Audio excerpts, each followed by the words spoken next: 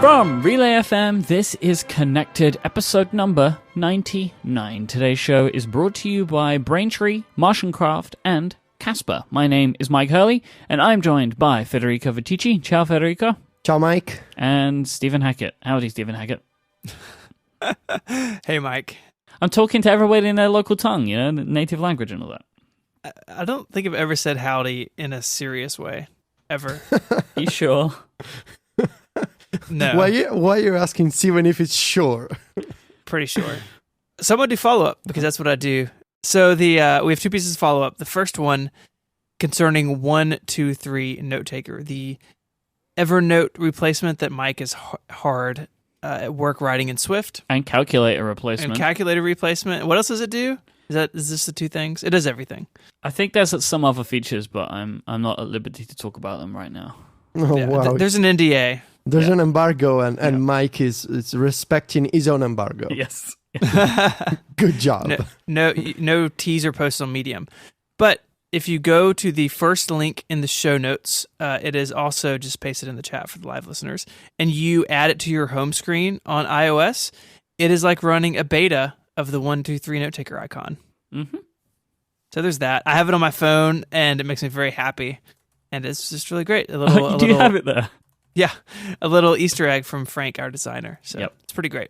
So that's amazing. But we have more amazing follow-up. The episode 99 will forever be known as the episode of amazing follow-up. Because earlier this week, Nathan Clark wrote into me because he was listening back to the prompt archive, much respect, which is at relay.fm/prompt. And you can go there, you can listen to the old show, the show that predated this one.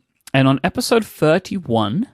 number 31 of the prompt, on January the 16th, 2014, at around the 1 hour and 12 minute mark, we have the Prophet Federico. He brings up the idea of using multiple iPads. And Federico, you spoke about the fact of using an iPad for home and an iPad for mobile, and that within 2 years, you think that might not be a crazy thing. Now, I have the clip, so we can play it. So you'll hear the clip now, and you'll be able to hear for yourself the Prophet Federico predict the next couple of years of computing. I guess that the next step would be, should I buy really a new Mac? Or should I get maybe an iPad for home and an iPad for, mobile setups? Why would you want to have two different iPads? Okay, that sounds crazy. Yeah, I don't understand that.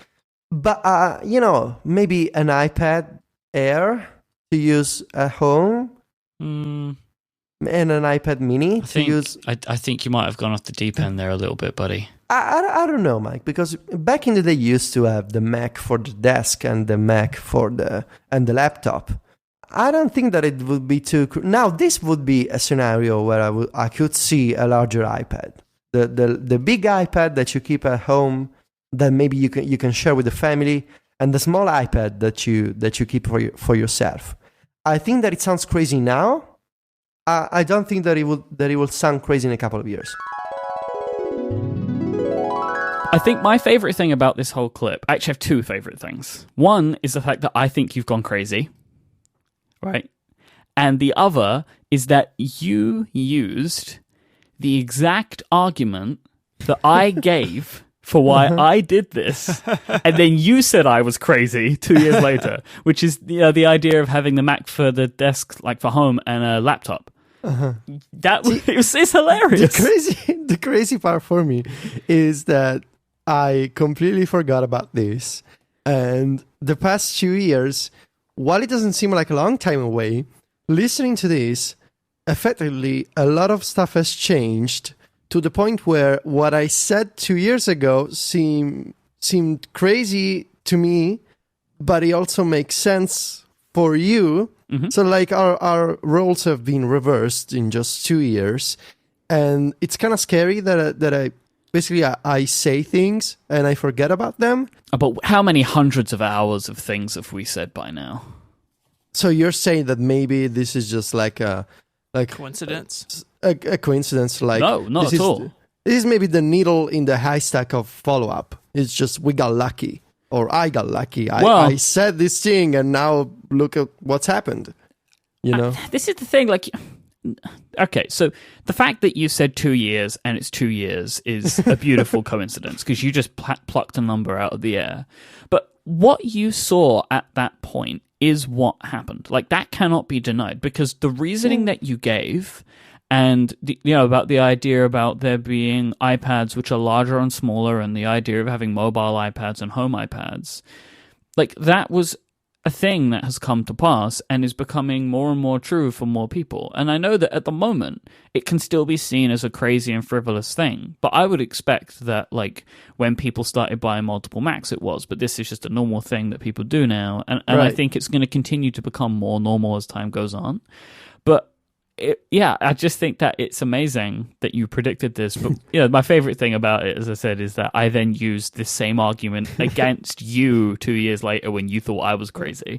So our roles reversed completely. You told me, I think you might have gone off the deep end. Yeah, they were my words.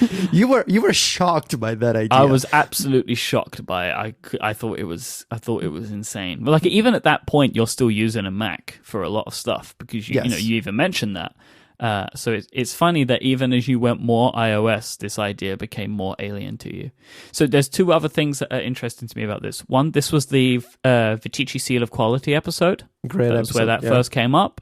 And also this clip, the clip that you hear in the episode, I grabbed that clip and edited it using Ferrite on my iPad Pro. So see what's happened. It's all come around. It's all come around. It's a complete circle at this point, Myke. This is just the best follow-up ever. I feel like 2 years ago there was a lot of demand for Apple doing more with iOS on the iPad. So I'm trying to kind of to imagine my context 2 years ago. So maybe with that kind of pent up demand for iPad features on iOS, which wouldn't happen in 2014, that would happen a year later. But maybe I was trying to imagine at the moment when Apple finally does more iPad stuff on iOS, and when the iPad eventually becomes a tool for people just like a MacBook, because I was sure it was going to happen. Maybe if we treat the iPad more like a MacBook, then it's not too crazy to imagine people having two iPads just like they have two Macs. Mm-hmm. So maybe it was just really like a simple line of thinking, but it is a beautiful coincidence the way that it played out, with the iPad Pro and then multiple iPad Pros and 2 years later. So good job, Ticci, I guess. It's also funny to me that we were talking about a bigger iPad in 2014. Like, we didn't really know anything. We didn't really think much of it, but like, it just shows the rumor cycle. Like, we were already thinking about a bigger iPad all the way back then.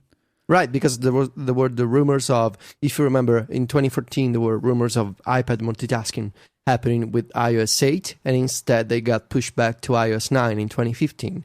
So I think we were talking about multitasking and rumors. There were probably a few leaks on 9to5 Mac of someone found in the iOS SDK a way to enable multitasking. And there were the first rumors of Apple doing an iPad Pro. And actually a lot of people were saying an iPad Pro should have like USB stuff or have Windows like on OS X, so you can resize apps. And I believe I had one of those articles like thinking about the iPad Pro. I think it was 2 years ago. So yeah, we were definitely in the rumor stage at that point. Yeah, it's funny to me. I'd forgotten that you were using an iPad Mini for so long, and I can't imagine you doing that now after being on the big one for so long. Oh, crazy! Yeah, I remember when you switched to the Air 2.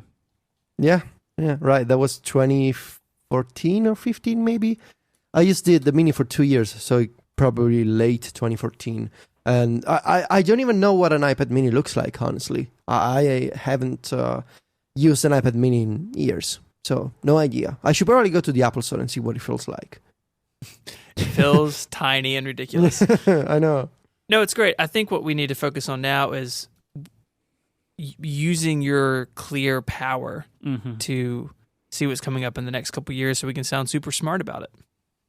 So just be thinking about that, and maybe we'll come up with something for to to recall back in 24 months. 2 iPhones. No, Yeah, I not think gonna somebody tried that, the day phone, night phone. It doesn't work. That was actually brought up in that episode. So after the clip, Federico starts talking about day iPad, night iPad. That's like the next thing that continues after the clip that you've heard. Of course. So we did continue to discuss it after that, but that was the most pertinent part. So you can go and listen to that. I'll put a link in the show notes to the episode. And massive, massive thank you to Nathan for discovering this. Because it's provided us with a much needed moment of reflection. Yeah, Nathan was perusing the Bible of Relay, which is the archive, and he found in the scriptures, about the iPad. So thank you, Nathan.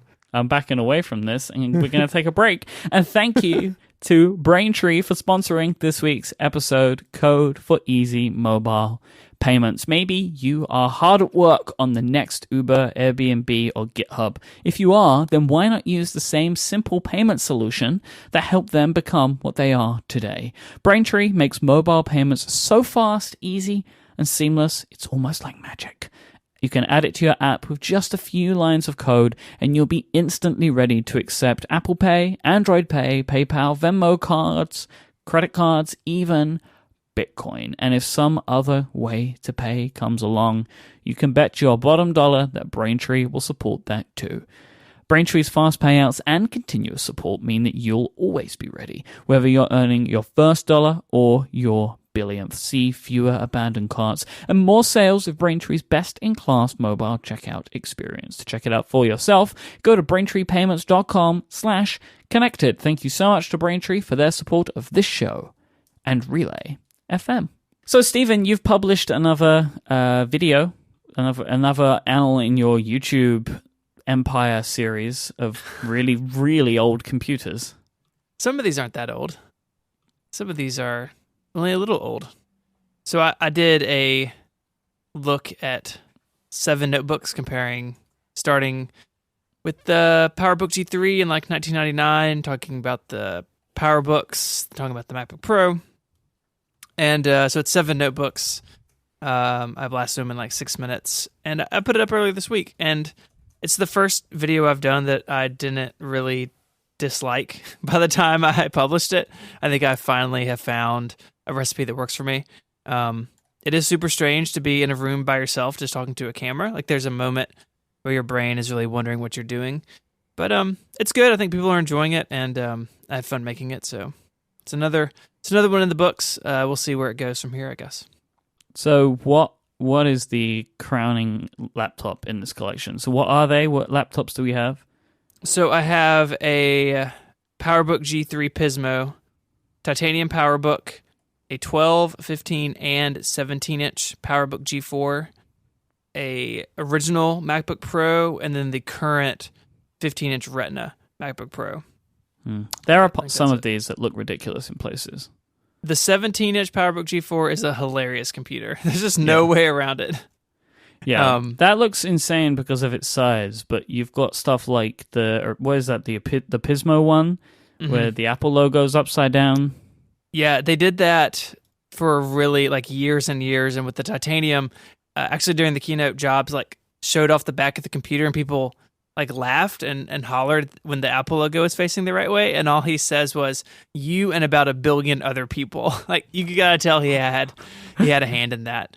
But it was just fun to see the evolution. I built a case that the titanium PowerBook is really the grandfather of what we have today, and it's fun to see the way Apple evolves things. And when you have a bunch of stuff like physically with you, it's really easy to kind of draw the trend lines and stuff. So it'll be in the show notes, and I'm going to put a link to a bunch of pictures in the show notes so you can see like how wild the Pismo is compared to the PowerBooks that would follow it.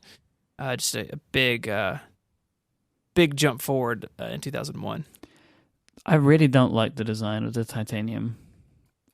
It's PowerBook. Was it called the titanium PowerBook? Yeah, the actual like the marketing name, titanium PowerBook G4. Okay, just so which you strange. horrifically call the portmanteau of TieBook. Which Casey Les called me out on that privately, which he should have, because I didn't even realize I said it until I was editing. I was like, well, that's done. Like, you said it not just once, you said it a lot. Yeah. Anyways, so that's unfortunate. But yeah, I really don't like the way lots of this computer looks, like the different color kind of bezel around the keyboard. it's a little busy compared to today, and it definitely. I still think it looks good, but it looks old. Like there's kind of no way around that. But And titanium is a terrible metal to make a computer out of. yeah, so these had a bunch of problems. The biggest is that the hinges would fail. The hinges weren't made out of titanium, but the hinges would fail. So you'd go to open it, and like the lid would just come off, like a Surface Book or something. I bet they chipped really easily. And they chipped real bad. The paint, they painted the metal, and mine is pretty much pristine, but most of them are not. I looked for a long time before I found this one that was in such a good shape. I was sad to not see the MacBook Air in this video. So I mentioned the MacBook Air in it, talking about the unibody construction. It, when I was kind of writing this out, I felt like it didn't really fit to show it for whatever reason. I do have an original MacBook Air with a little port door, but it didn't make it in. I think I'm going to end up doing something just on the MacBook Air because it's such a wild computer. But I really kind of stuck with the PowerBooks and the MacBook Pros in this one. Yeah, it does. I get the trend line is kind of like professional laptops. Yeah. So like I can see how like why it went through this way, but it was just interesting because the MacBook Air is a thing in and of itself, the original one with its little flappy door for the USB and stuff. That poor little super guy. Strange. That poor little guy. So, are you a YouTube millionaire yet? Are you raking in YouTube millions? No, I don't think anyone is. That's where all the money is, right? No, it's not. The YouTube channel is still experimental and still a big black hole in my company budget. Yeah, it's funny because obviously I run basically a very basic YouTube channel, right? The Cortex YouTube channel. Mm-hmm. And it's just really funny to see the revenue numbers on it. It's just funny. It just makes me laugh. Like there's so many views and just so little money in YouTube. It's kind of insane. Yeah, I think I've maybe made like $100 now. I think I've just broken Congratulations! That. And Nice. the first one of those iPod videos has like 91,000 views. Mm-hmm. So it takes a lot. I mean, but for me, I'm using it to like accent and make 512 pixels a bigger deal. And so for that is working. And so that's good enough for me. I don't need the YouTube channel to make my mortgage each month, thankfully. Well, I mean, there's also the other element to it, which is, what I always say, the inquisitive behind the app, which we'll get to something similar to that a little bit later on in the show.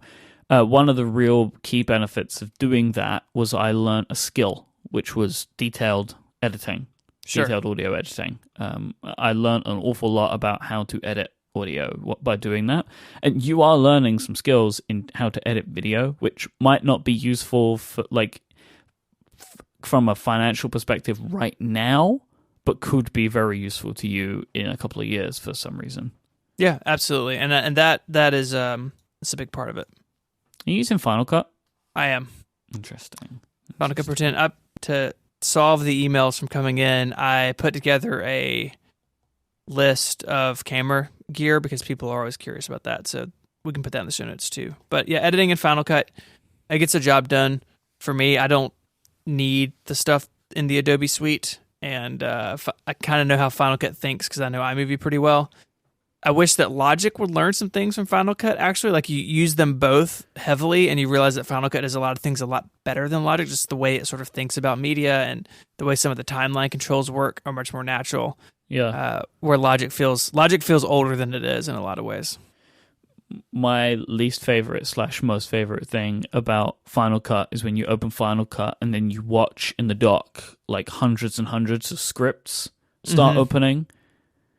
It's kind of a terrifying and really weird thing to see. It's better not to think about what it's doing in the background of your computer. Like, why? Why does it need to do all of this? Why do I need to see any of it? Why can't they hide it? It's very weird. Yeah. Very weird.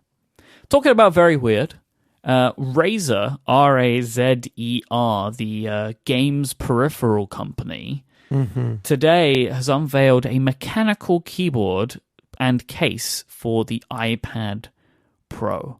Have you seen this, Federico? You need to explain this to me. I've seen pictures. I've read that it's mechanical. So I'm kind of ignorant about this, but I tend to associate mechanical with it makes noise. Mm-hmm. So I presume it's Bluetooth, and that's about what I know. It's a case. It costs like $170, Mm-hmm. and it makes noise when you type, which annoys people around you if you don't live alone. And it has a kickstand. Yeah. So I'll go through the product features, and then Stephen, you can maybe try and explain to us both what the difference between mechanical and non-mechanical keyboard. So This is just for the 12.9-inch Pro right now, although there is potential for them to do this later on. It is and has a detachable case from the keyboard, so you can have it as like a book, or you can just have it as the keyboard and the kickstand and use your own case or no case at all. The kickstand, I think, is probably my favorite feature from looking at it, because it will allow you to put the iPad at multiple angles. So it kind of sits out on the desk behind, and then you can position the iPad up and down on it, which is great because no other product, I don't think, does this right now. Am I right in thinking that, Federico? Like, none of the current keyboard solutions for the iPad Pro have an adjustable viewing angle. Well, maybe there's some cheap keyboard on Amazon, but I'm not familiar with them. Sure, none of the mainstream ones. The big name companies. No, I don't think so. It connects by Bluetooth, not the smart connector, which I thought was a bit of a shame, but I think I've worked out the reason why. The keys have a backlight. Yeah.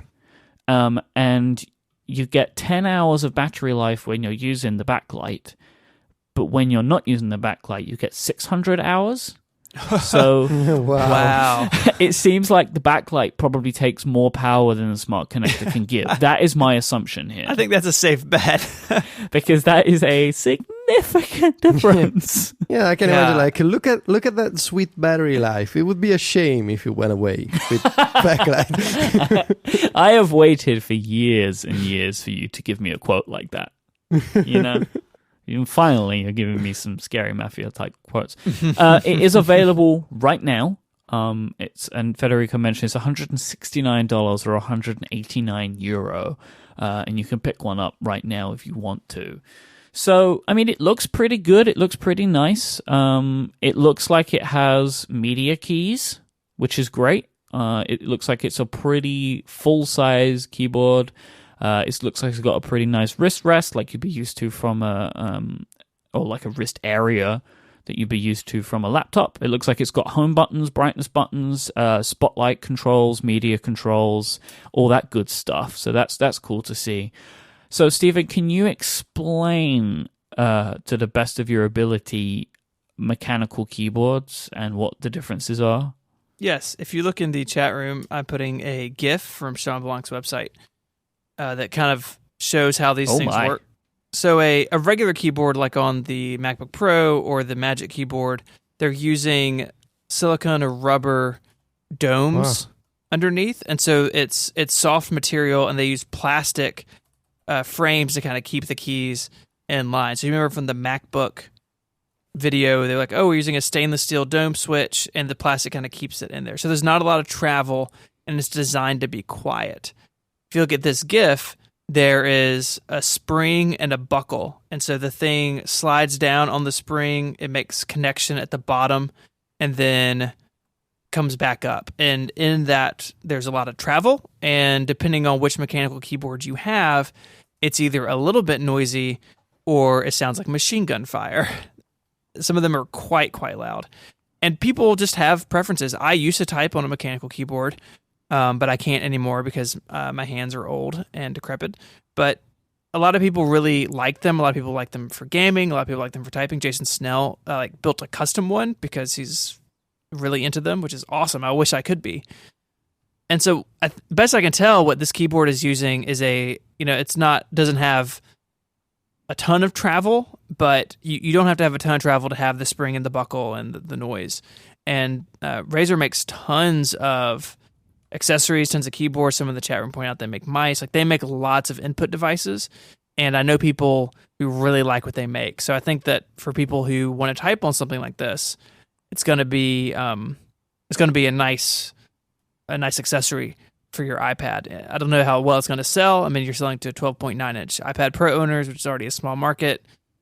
Someone who, like, it's really hard to beat the smart keyboard because it's a case and it just uses the smart connector, and this thing requires Bluetooth and charging and all that. But I think they'll find their market with it. But that's the big difference: springs and buckles versus guides and a plastic, or in the MacBook's case, a steel dome switch. So this looks really thin, this keyboard. How could you get a mechanism like that in here? I'm a bit confused. Yeah, so the GIF that I showed in the chat room is exaggerated, and this is the Alp Blue switch. So this is like the most extreme, or one of the most extreme examples of it. So it's this sort of action, but in a much shallower space. So it's still they're still spring loaded. There's still some sort of buckle that comes over, but the GIF is like worst case or best case scenario, depending on how you think about it. Federico, does this interest you at all? I know that you've recently got a smart keyboard, Magic keyboard. I will get those keyboard names correct. That day is not today. Are you interested in this at all? I think at least the idea of the multiple viewing angles makes this an interesting product. So I make fun of mechanical keyboards because there's some people are extremely fussy about those, but there's a few aspects that are intriguing to me. Backlit keys, huge win. Mm-hmm. I would mostly use this in theory to write the review when I'm alone, so the noise wouldn't be a problem. Palm rest looks very nice, and the multiple viewing angles. But what about the media keys and stuff? I don't care about the media keys because I control media on my phone. Two problems. Actually, one problem. It ships in Italy at the end of July, and the 10 days where I'll be mostly alone trying to get like 10 hours of writing done every day starts tomorrow. So they were so close. If I get this keyboard and it comes by the end of July when I'm about to go on vacation and there's going to be people around the house, it loses all of the basic purpose of these next 10 days. I need to be alone, just write. And so it looks nice, but I'll probably stick with the Magic Keyboard because there's no point in getting this now, and it shows up at the beginning of August. Okay, well, I'm sorry, Myke. It might still be worth it. You know, if you're interested, like you do write more than just this one review, but hey, maybe I want to go to a store, like, you know, like a tech store or whatever, like a Best Buy like store, and maybe just try it so I can see what it's like. I just wonder what it feels like. Yeah, the thing for me is the increased pressure needed, which is why I had to get rid of mine. Like the increased pressure and the travel is what really did my Extended 2 keyboard in. But this one being thin, there's a line in the article about this is like a new ultra low profile mechanical switch they built just for this product, assuming it would come to other products in the future, I think. But it requires 70 grams of force to register a press. Yeah, and I don't know what the Magic Keyboard is, but it's got to be way less than that. And to stop, they've already emailed me because I said it several minutes ago. The GIF is of a Cherry MX Blue switch. Alpine is a different type of key switch. So sorry, mechanical keyboard people. You can't be trusted. I know. I'm terrible. You're terrible. Why do you do that? Wow. It just makes me upset. You know, when I get things wrong or when I correct them. Both. Wow. So I can't win really today. Nope, not at all. So I went ahead and did something. I went ahead and did something this week. I enabled two-factor on my devices, and I have thoughts about two-factor. Another feature that you need to explain to me, because I feel like I need to be explained everything. So. I am ready to explain. Okay. That's really good. Before we do that, let me thank Martian Craft for sponsoring this week's episode. You may know Martian Craft because they are behind some of the most prominent software in the application store that you use every day. But what you might not know is that they offer a wide variety of training. They have classes to accommodate everyone from entry-level to senior iOS developers that are seeking to amplify their skills or improve collaborative problem solving. Fortune 500 companies rely on Martian Craft to make their teams and their software better. Find out for yourself why they are the right choice for your company. Go to martiancraft.com/training to learn more. And I would like to say about Martian Craft that Martian Craft have their own stickers. And when I saw Ben Brooks, he gave me a sticker in San Francisco. So I love any company that makes stickers, especially when they give them to me. So go check them out, martiancraft.com/training. Stephen, can you please explain two-factor authentication? This was prompted for me to go and do because of a couple of articles that Dan Moran wrote over at Six Colors. It just popped it into my brain that maybe this is something I should do to add some additional security into my devices. You bet. So on the surface, two-factor authentication, just at its most basic level, is a system in which you cannot log in with just a username and a password. The system will ask you for an additional piece of information. So different services do this differently. Some of them will send you like an SMS text message. Apple's old two-step verification did this. You would get a text with like a 6-digit code, and then you put it in the website. Google and some others use what are called one-time passwords, which are kind of the same thing, but they're always generating. So you can actually set this up within one password. So you don't get a text. You just look in your authentication app, and it gives you a 6-digit code that you need that times out every 30 seconds or so. What Apple is doing is kind of a third way, and it's custom to Apple. They built it themselves, where you go to log into iCloud on the web. So say you want to look at your iCloud email in a browser, which you should never do because it's terrible. But say that you want to do it. You enter your username, you enter your password, and then it says, enter this 6-digit code. And what's happening is when you enter your password, your iPhone and your iPad and your Mac and anything else, I think actively on, comes up with a little popover, little window that just floats on top of everything else in the system and says, there's a login attempt at this place, and it shows a map. I'm going to come back to the map because I have a funny bug with it. And it says, is this you? If it is, here's your 6-digit code. And if not, I think there's a link to like deal with some security issues. And so you take that 6-digit code off your iPhone and you enter it on the website, and now you can log in to iCloud email. So the idea is it is a real life like meat space way of saying you are who you say you are. And of course, nothing is perfect. There are ways that this could be used against you. If someone steals your phone and you're getting SMS text messages and they have your password. So if someone has your phone and your password, then two-factor is really not going to necessarily help you all that much if you use text messages. I think that's why Apple moved from that old two-step SMS message to this new like custom-built two-factor authentication system.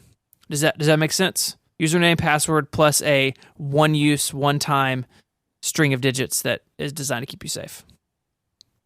Okay, so I just checked on my account. I'm on two-step verification, which is the old one. That's the old one. And Dan Moran's articles can walk you through Dan Moran. That is the correct pronunciation of his name, yes. It is. Steven and I were talking this week on iMessage, and we mentioned Dan Moran, and you need to write it with the letter E with an accent. So it's a little. It makes it a little more French, just a little more. It's a little sexier, a little European, exotic, if you will. So Dan Moran. Basically, two-factor. It instead of just sending me this alert with the digits with the code, before it shows me this little map preview. Mm-hmm.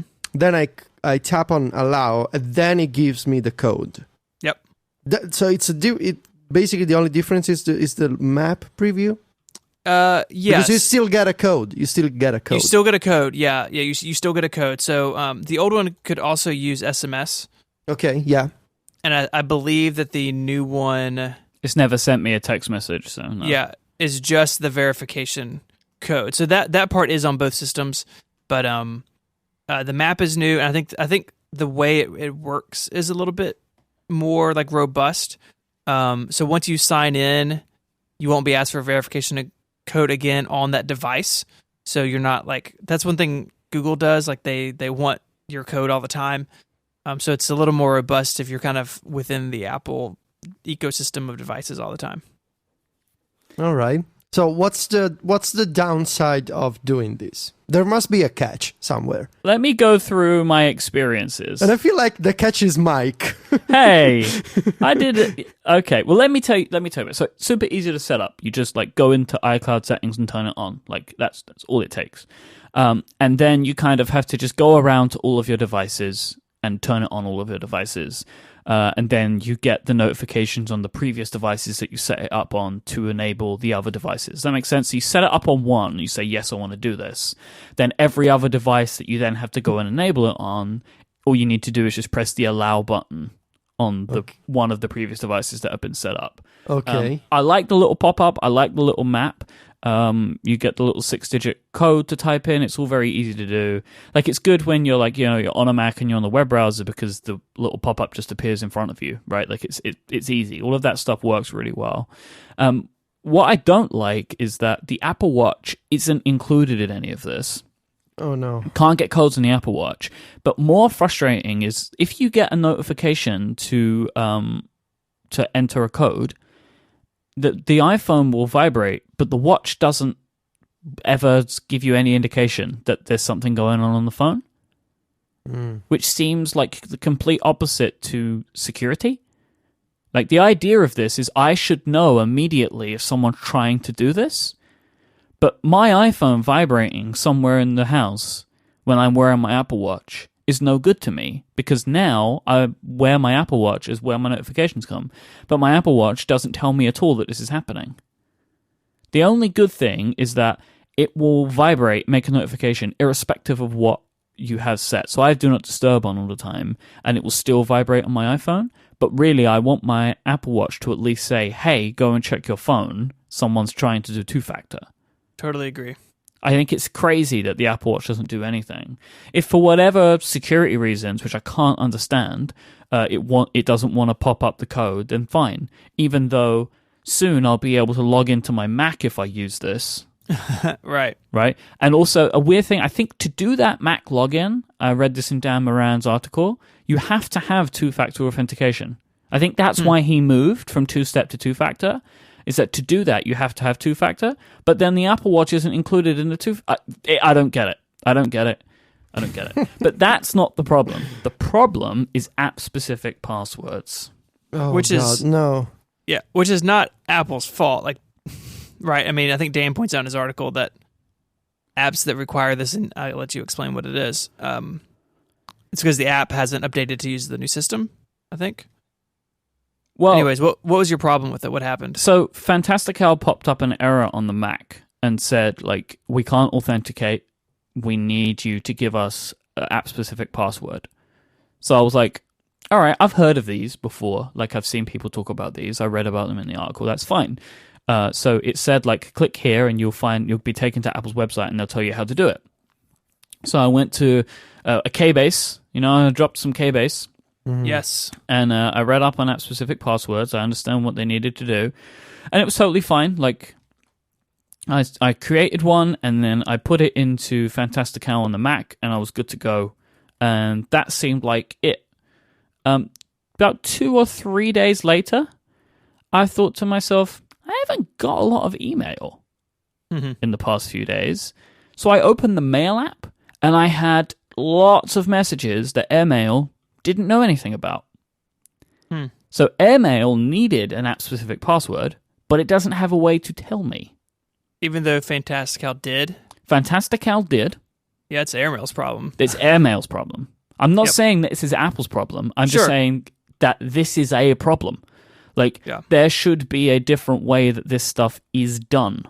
Like, I don't know what it would be. Like, maybe this is the time where Apple need to bake a lot of these iCloud-related services into the system in the same way that Google does, where you get thrown out to a view to authenticate, right? Like, maybe Apple needs to do something like that. I mean, I don't know enough about how this stuff works, but, maybe it's time where I stop entering my iCloud password into an email application directly, and that they take a leaf out of Google's book and do the authentication with some kind of OAuth. That would negate the need for me to ever give my iCloud password to something else. Because they've, instead of doing that, they've decided to do this app-specific passwords thing, because obviously what it was if the two-factor, they can't do two-factor and then say, oh, you just give your password in plain text to any service that needs it. So they created app-specific passwords as a way to obfuscate the security, is my assumption, right, is why they did that. So you're not giving your iCloud password to something and it can be shut off real easily, just you kill off that service. But this is a reason for why they should have created something like OAuth related, because I now feel like there are apps on my devices that need an app-specific password, but I don't know. There could be something else that needs it, and I'm not getting some information, or something's not working, but I don't know now because there's no way of it telling me.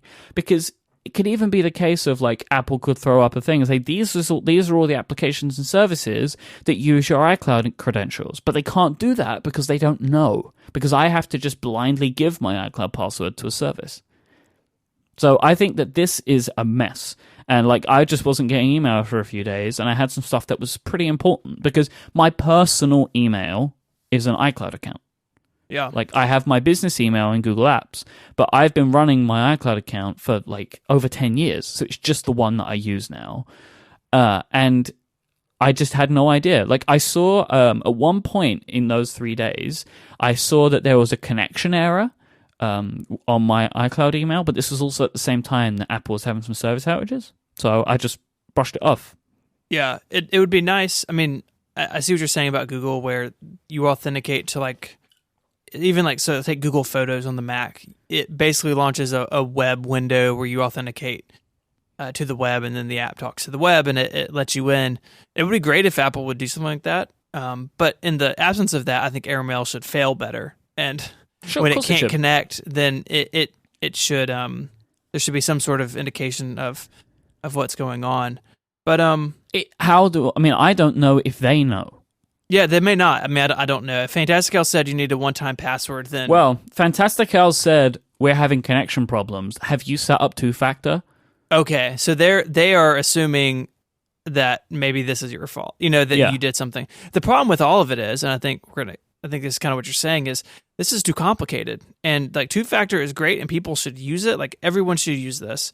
But even for, like, tech-inclined people like yourself, it is kind of a broken experience. And, like, I know when I moved to it on my Google accounts, I mean, years ago, there's a whole process you have to do. And then just last year, I went from their SMS service to using the one-time passwords within 1Password.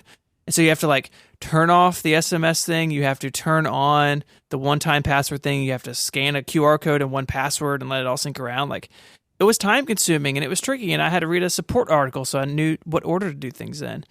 And I mean, I understand that security is complicated and this is a hard problem to solve, but the user experience is so difficult. I think it turns a lot of people off to it, that they just assume they can't figure it out. And so they're just going to keep using their single password with no second step, and their stuff's going to get hacked. Like, I'm happy to be safer. I figure it is something I should have some kind of extra step of security on. Like, I have it on my Google accounts.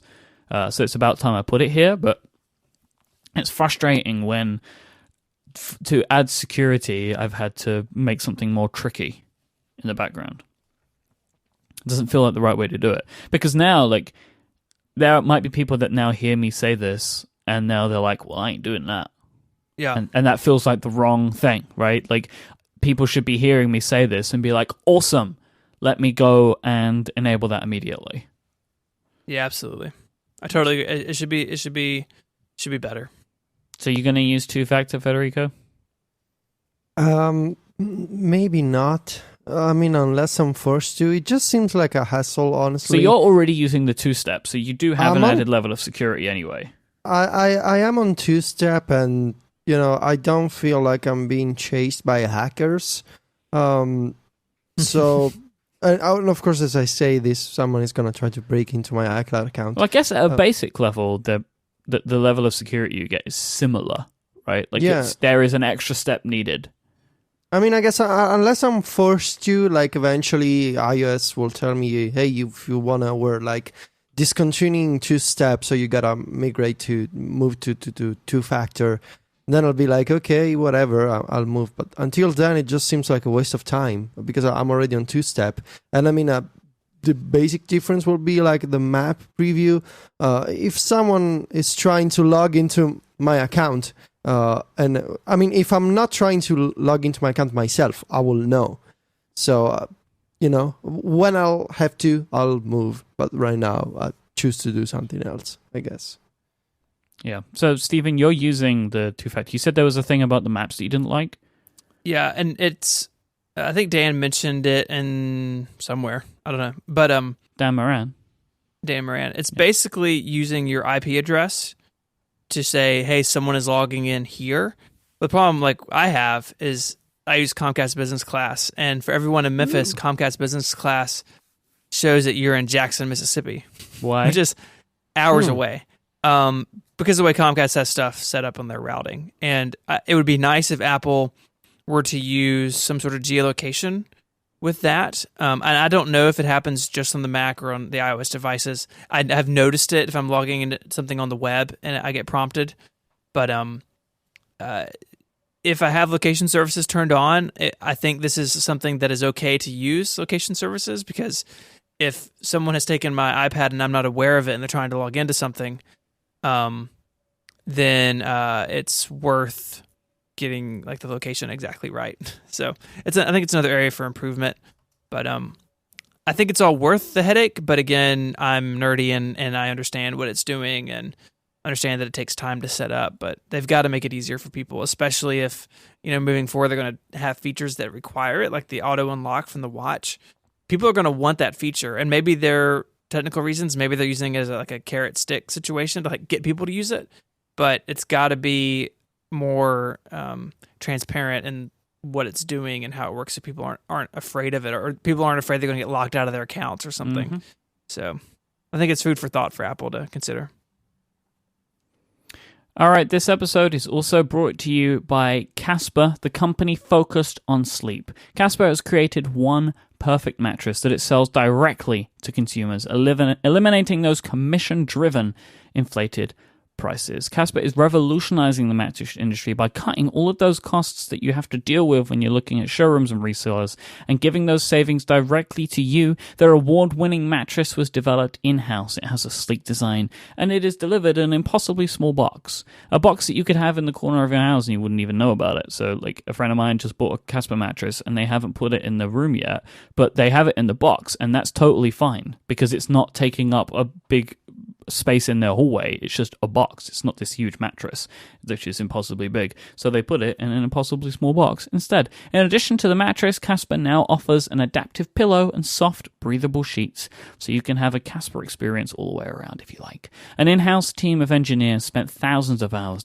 developing the Casper mattress. It is obsessively engineered at a shockingly fair price. They combine springy latex and supportive memory foam to create a mattress that has just the right sink and just the right bounce. Plus, its breathable design helps you regulate your body temperature throughout the night. Not too hot, not too cold, just nice. Mattresses can often cost well over $1,500, but Casper mattresses cost $500 for a twin size, $600 for a twin XL, $750 for a full, $850 for a queen, and $950 for a king. And they are made in America. Buying a Casper mattress is completely risk-free. They offer free delivery and free returns to the US and Canada with a 100-night home trial, so you can sleep on it. You'll know if you want to commit to it because you'll have actually had months of real-world sleep in that mattress. If you don't love it, they'll pick it up and refund you everything. You can get $50 towards any mattress purchase by visiting casper.com/connected and using the code CONNECTED at checkout. Terms and conditions apply. Thank you so much to Casper for their support of this show. So we have some more details on the Apple-produced series on app development that we heard about a while ago. There is a website and a name, and we have some more details, so I'm going to run through them. It's called Planet of the Apps. Such a terrible name. It's the most dad joke. It's like every time it's said, I expect somebody to do a rim shot. Like, it's terrible. It's terrible. I just imagine like a weird crossover of the like an executive meeting at Apple like Tim Cook and Eddie Q and Federico and everyone else. And suddenly it turns into a scene from Planet of the Apes.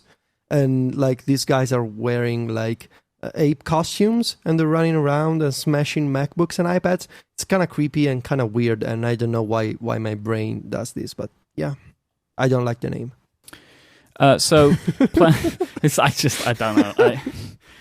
Planet of the Apps. Okay. So this is some notes that I've picked out from the website. I've taken a look at the copy and the FAQs. So this is some stuff that I found there. So those selected will have the chance to receive hands-on guidance from some of the most influential experts in the tech community, featured placement on the App Store, and funding from top-tier VCs. That's what this show is all about.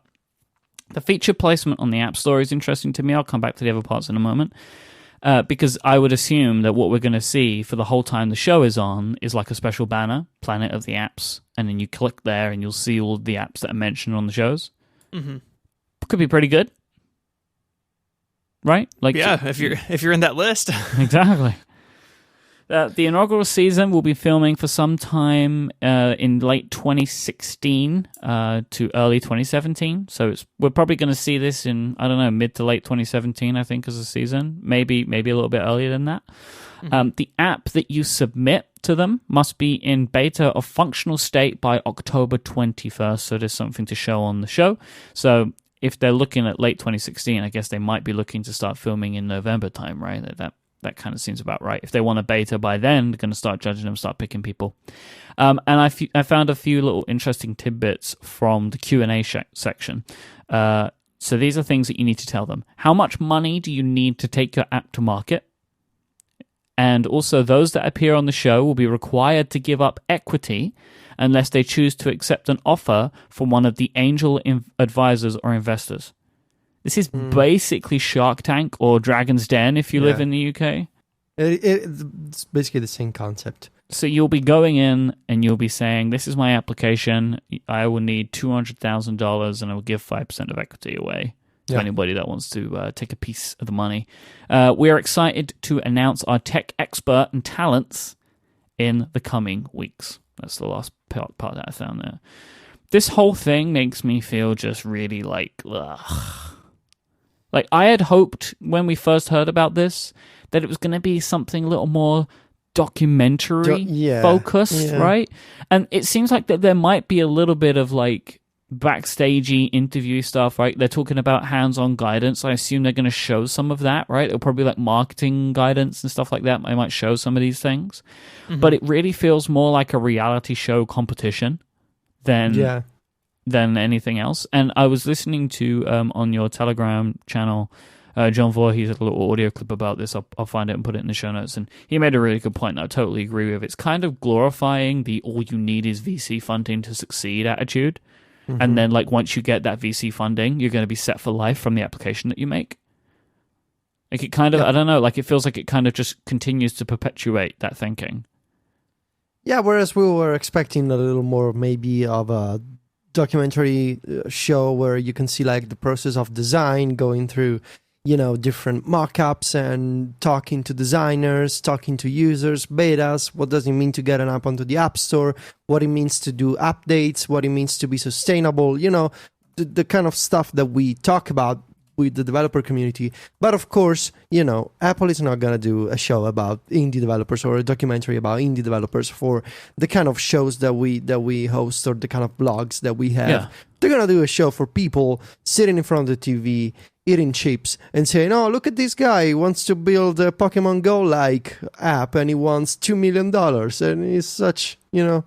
Yeah, because honestly, the what we want would be boring to most people. Yes. Right? Yes. And this would be exciting to more people. This is why we're not Hollywood executives, Myke. Yeah. But like at the same time, if you are working on an app, this could actually make a difference. Right? If you're working on an application, you have some idea for some social game or social app that you want to make or whatever, this could be a differentiator for the people that get on the show because more than anything, it's going to put your name up in lights. Like being on these shows, irrespective of making any investment, can make and break companies because it's putting you in front of potentially millions of people. And if people like it, like I know a couple of companies that have been on Shark Tank. So the previous sponsor of this show, Foot Cardigan, they were on Shark Tank in America, and that was really good for their business. Like they're happy that they did it. They're proud that they did it. Like even in the ads that we read, we spoke about the fact that they were on Shark Tank, and I've spoken to the guys behind Foot Cardigan, and it really worked for them. So this could be something that really works, but I just don't. It just doesn't excite me in the same way. And I'm sure we'll be watching it, and I'm sure we'll be talking about it, right? But I was really hoping for something that was a little bit different, and it doesn't really feel like this is very different. Like it's basically just the carbon copy of an already existing style of show. Yes. Yeah, I agree.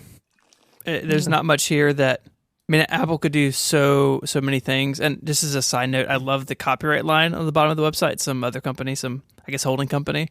But does this show belong to Apple, or are they just putting money into it? I think they're just putting money into it. The site's built on WordPress, so I guess that Apple probably doesn't have complete control. And Will.i.am is still involved in some way. Of course he is. He's everyone's tech advisor. I don't know if he's a judge or whatever. I don't know. The whole thing just seems really strange. And like the idea is not all that original.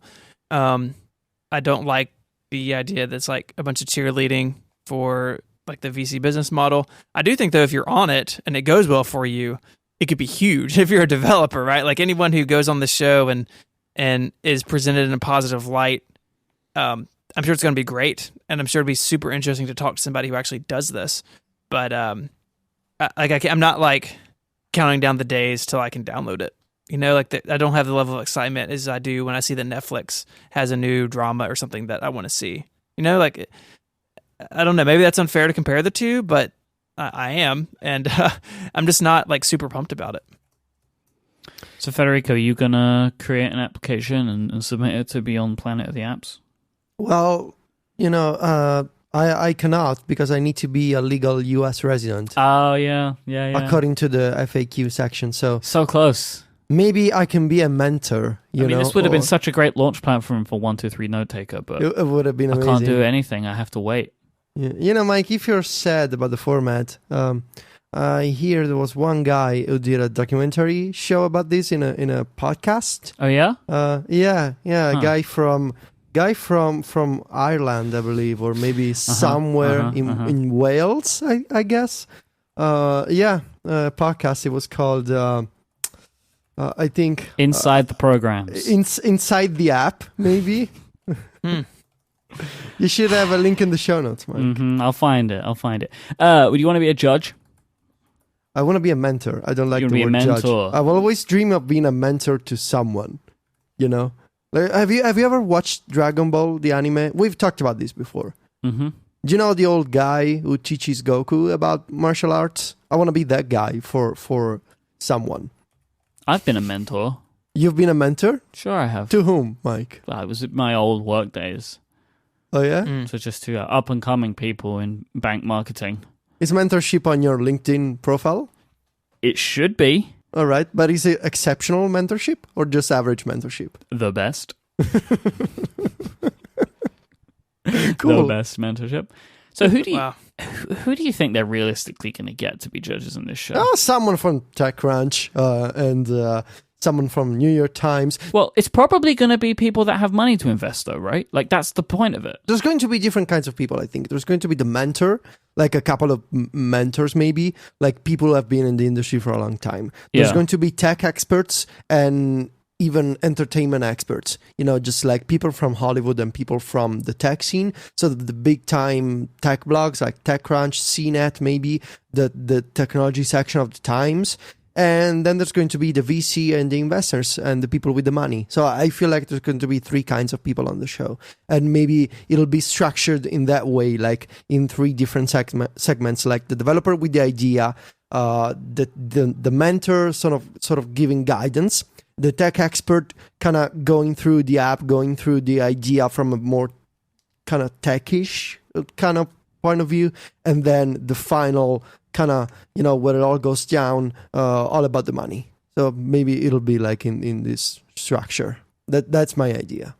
It's like, so this isn't what I was hoping it would be, but I do like Dragon's Den, which is the UK show, which is like Shark Tank, which I think that's where the Shark Tank came from. I think it was sold from Dragon's Den. But anyway, I enjoy that show.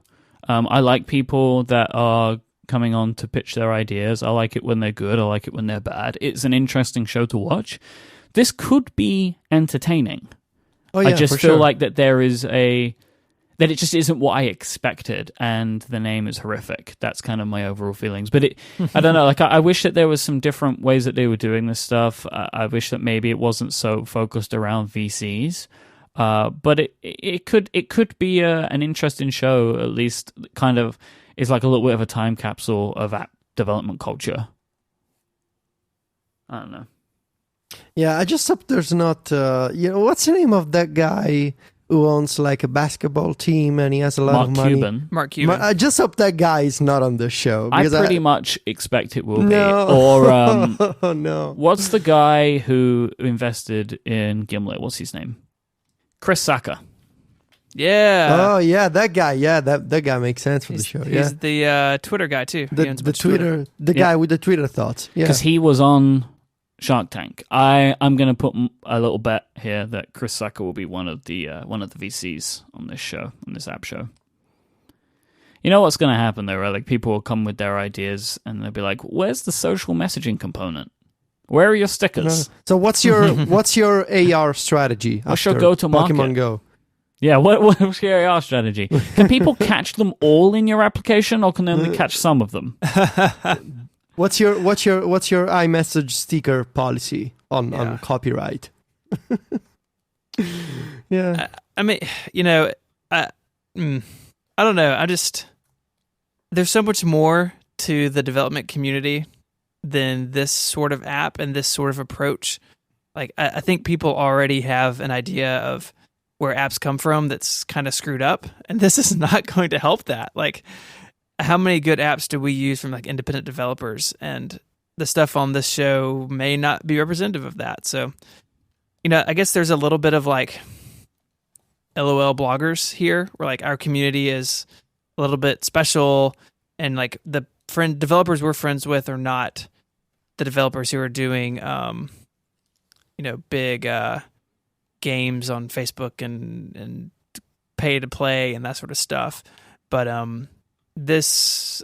think this sort of show and this sort of idea about development is not going to do anything like in their favor, right? It's not going to promote like small, independent, handcrafted apps. It's going to be stuff that needs VC, stuff that needs to scale, that needs to be on TV to make it work. But I can already imagine the indie developer at Thanksgiving 2017 with all the family members around, and he's an indie developer. He makes an app and he makes a decent living, and the brother-in-law turns to the developer and he's like, "So do you need $3 million for your app now?"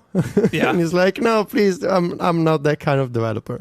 I just feel like it's gonna change the perception of a lot of people about apps in good ways, in bad ways maybe, but in the end it's just a show, maybe. I wonder why Apple wants this. Could be related to the changes coming to the App Store. They wanna kind of open up a little more in terms of business models and even in terms of perception. Because I can make the argument that a lot of people still don't think that making an app costs any money.